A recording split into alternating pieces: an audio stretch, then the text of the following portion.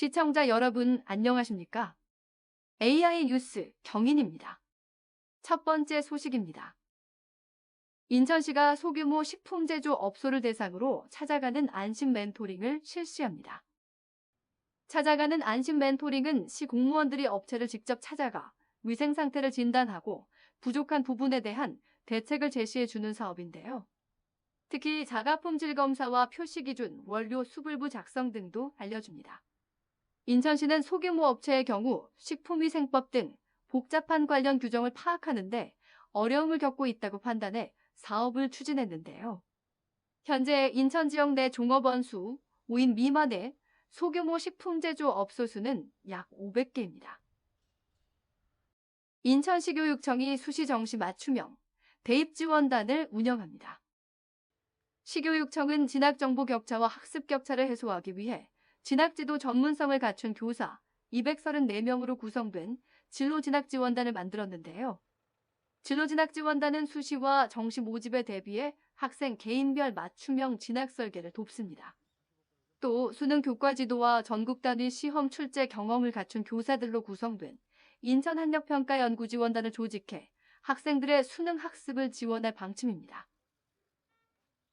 부평구가 시책일몰제를 추진합니다.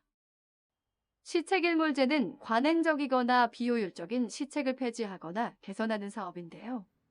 대상은 목적을 달성한 시책, 투자 비용 대비 성과가 미흡한 시책, 예산 등 낭비 요인이 현저한 시책 등입니다. 부평구는 시책일몰제로 절감된 예산과 행정력을 새로운 신규 현안 사업에 투입할 방침입니다. 부평구 굴포 먹거리 타운이 인천시 음식 특화거리에 선정됐습니다.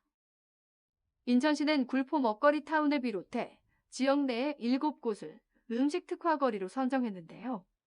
인천시는 이들 음식 특화거리에 대한 시민 홍보를 강화하는 한편 활성화 사업도 추진할 계획입니다. 특히 위생 수준을 높이고 환경을 정비해 지역의 맛집거리로 육성한다는 방침인데요. 인천시는 사업 추진을 위해 예산 5,700만 원을 투입합니다. 계양구가 행정기관에서 업무 경험을 쌓을 지역 대학생 90명을 모집합니다.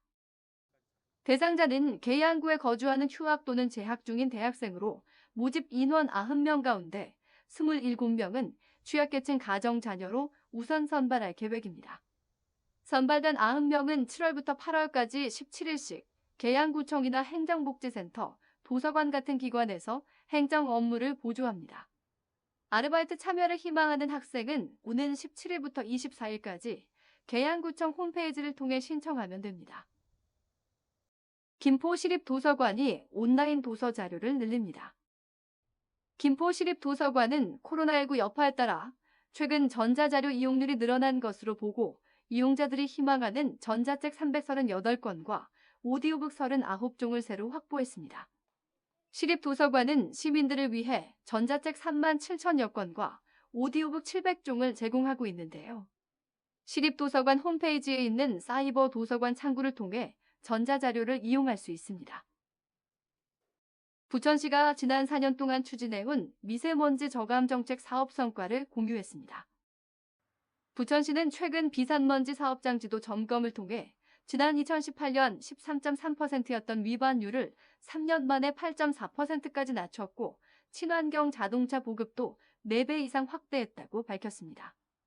또 계절관리제를 비롯한 친환경 차량 보급 사업 등 자체 미세먼지 저감 정책을 모두 26건 추진했다고 덧붙였습니다. 이에 따라 부천에서는 초미세먼지 평균량이 20% 가까이 줄어드는 효과가 있었습니다.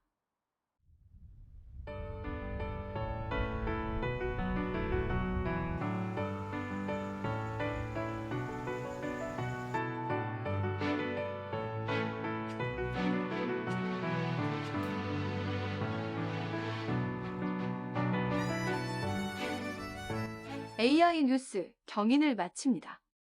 시청해주신 여러분 고맙습니다.